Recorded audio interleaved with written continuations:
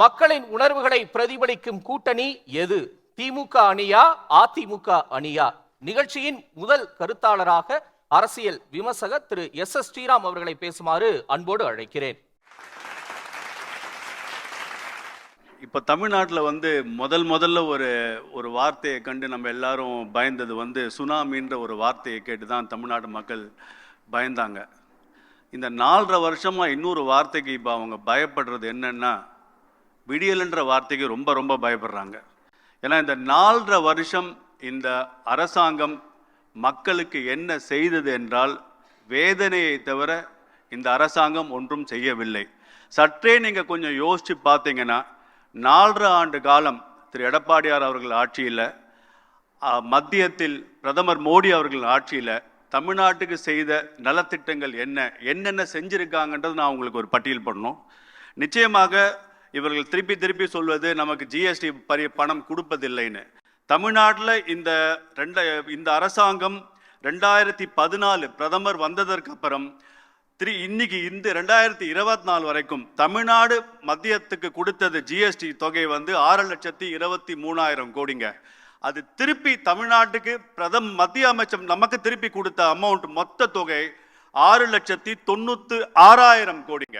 இதை உதயச்சந்திரன் அவர்கள் ஒரு தமிழ் சேனலுக்கு இன்றைக்கு பணம் எங்கேயும் எங்களுக்கு பிரச்சனை இல்லை, வந்து கொண்டு இருக்கிறதுன்னு சொல்லியிருக்காருங்க. இதை நீங்கள் இன்னொரு பேசிக்காக பார்த்தீங்கன்னா, இன்னைக்கு கழிப்பறைகள் 60 ஆண்டு காலமாக இல்லாத கழிப்பறைகளை தமிழ்நாட்டில் மட்டும் பிரதமர் வந்ததற்கு அப்புறம் எடப்பாடியார் அவர்கள் ஆட்சியின் போது கிட்டத்தட்ட 2 கோடி டாய்லெட்ஸ், அதாவது ஏழை மக்களுக்கு கழிப்பறைகளை கட்டி கொடுத்துருக்காங்க இந்த அரசாங்கம். அதே மாதிரி பார்த்தீங்கன்னா கிட்டத்தட்ட 83 லட்சம் வீடுகள் அதில் மொத்தமாக நாட்டுக்கு கொடுத்தது. அதில் பெரும்பான்மையான இலவச வீடுகள் பார்த்தீங்கன்னா தமிழ்நாட்டுக்கு பிரதமர் அவர்கள் கொடுத்துருக்காங்க திரு எடப்பாடி அவர்கள் ஆட்சியில் இருந்தபோது. அதே மாதிரி நீங்கள் பார்த்தீங்கன்னா கேஸ் கனெக்ஷன் எளியோருக்கு அவர்களுக்கு தமிழ்நாட்டிற்கு மட்டும் கிடைத்த கேஸ் கனெக்ஷன்ஸ் பார்த்தீங்கன்னா 32,43,190 கேஸ் கனெக்ஷன்ஸ் நம்ம தமிழ்நாட்டு மக்களுக்கு கொடுத்துருக்காங்க. குடித்தண்ணீர் கிராமப்புற மக்களுக்காக நல்ல தண்ணீர் குடித்தண்ணீர் குடிப்பதற்கு இந்த 2024 முதல் 2014 24 முறை தமிழ்நாட்டுக்கு மட்டும் 1,02,71,639 வீடுகளுக்கு குடிக்கிற தண்ணியை இந்த அரசாங்கம் கொடுத்துருங்க. இதை தவிர நீங்க பார்த்தீங்கன்னா உங்க எல்லாருக்குமே தெரியும் 11 மெடிக்கல் காலேஜ், அதை இந்த மத்திய அரசாங்கம் திரு எடப்பாடியார் ஆட்சியில் இருக்கும்போது தான் தமிழ்நாட்டுக்கு பாஜக ஆளும் மாநிலத்தில் கூட ஒரே மாநிலத்திற்கு இத்தனை மெடிக்கல் காலேஜ் கொடுக்காமல் தமிழகத்துக்கு கொடுத்தது எடப்பாடியார் அவர்கள் ஆட்சியில தான். திரு ஸ்ரீராம், இவ்வளவு நலத்திட்டம் செஞ்சு ஏன் 2021 தோத்து போனீங்க? கரெக்ட், அருமையான கேள்வி. நிச்சயமாக அதுதான் சொன்னேன்.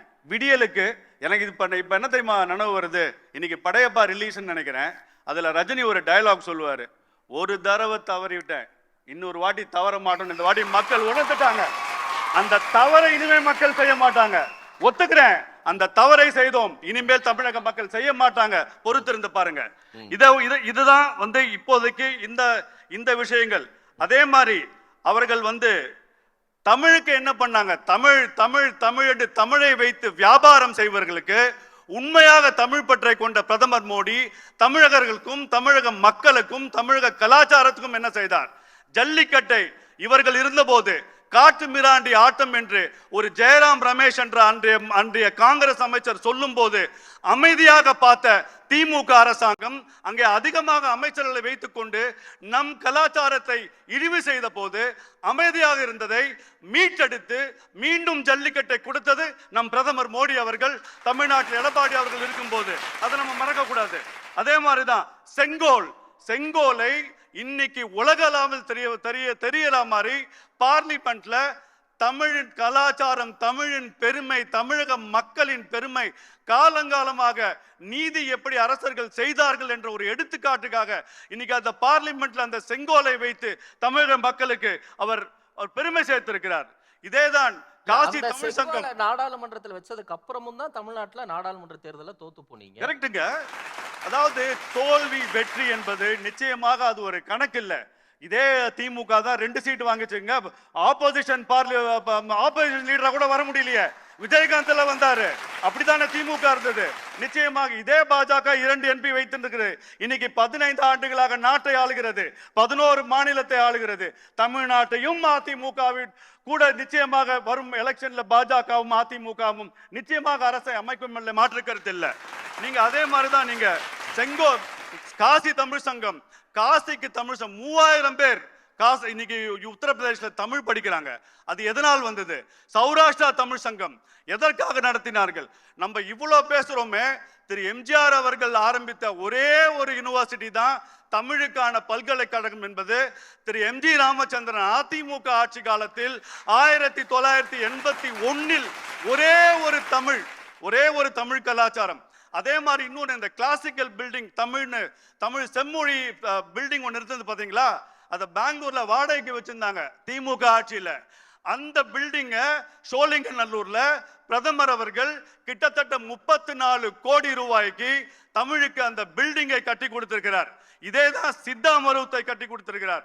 எவ்வளவோ இன்னைக்கு 30,000 கோடிக்கு இன்னைக்கு ரயில்வேல இன்னைக்கு நடந்து கொண்டிருக்கிறது. 11 ரயில்வே ஸ்டேஷனை புனரமைக்கிறாரு. 11 ஸ்மார்ட் சிட்டி இந்தியாவிற்கு கொடுத்தது தமிழகத்துக்கு ஸ்மார்ட் சிட்டி. அதுவே கிட்டத்தட்ட 17,000 கோடி. அதே மாதிரி தான் பேசலாம் நினைக்கிறேன். மக்களின் உணர்வுகளை நீங்க பிரதிபலிக்கிறீங்களா? இப்ப திருப்பரங்குன்ற விஷயம் இருக்கு. உண்மையிலேயே மக்களின் உணர்வை உங்க கூட்டணி பிரதிபலிக்குதா? எங்க திருப்பரங்குன்றத்தை யாருங்க டிராமா பண்றீங்க? டிராமா பண்ணுவது யாரு? அது பண்றது நீங்க தான் எப்பவுமே அந்த கான்ஸ்டிடியூஷன் புத்தகத்தை அங்க வச்சுட்டு வந்துட்டேன். இந்த இந்தி கூட்டணி ஆன உடனே ஒரு புத்தகத்தை எடுத்துன்னு வந்து காட்டுவாங்க அப்படியே ஃபேஷனுக்கு. ஆமா நீங்க காட்டுங்க, மக்களுக்கு தெரியணும். நீங்க எடுத்துன்னு வருவீங்கன்னு நினைச்சேன். நீங்க எடுத்துன்னு வர உங்களுக்காக தான் எடுத்துன்னு வந்தேன். உங்களுக்கே இல்லைன்னா உங்களுக்கு தான் இல்ல.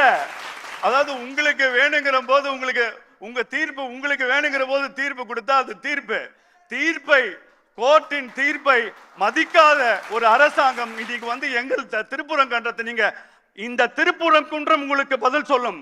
நீங்க எத்தனை கோவிலை இடிச்சீங்க? கோர்ட் ஆர்டரோட கோர்ட் ஆர்டர் கொடுத்தா கோவிலை இடிக்க வேண்டும் என்று சொன்னால் சாயங்காலமே கோவிலை இடிக்க அவ்வளவு ஆர்வம் காட்டுற நீங்க அதே கோர்ட்டு விளக்கேத்தும் சொன்னால் மட்டும் உங்களுக்கு ஏன் வருகிறது கோபம்? ஏனால் இந்துத்துவா என்பதை உங்களுக்கு பிடிக்காதது. சனாதனத்தை ஒழிக்க வேண்டும் என்று சொல்லிக்கொண்டு இந்த நடக்கும் ஆட்சியை வரும் காலத்தில் தமிழக மக்கள் ஒரு நல்ல பாடம் புகுட்டுவார்கள், மாற்று கருத்தில்லை. இதை ஒண்ணு நீங்க நிச்சயமாக சொல்லணும். அதனால தமிழ்நாட்டுக்கு திரு எடப்பாடியார் அவர்களும் திரு பிரதமர் மோடி அவர்களும் இவர்கள் மட்டும்தான் தமிழக மக்களுக்கு நிச்சயமாக ஒரு உண்மையான விடியலை கொடுக்க முடியும்.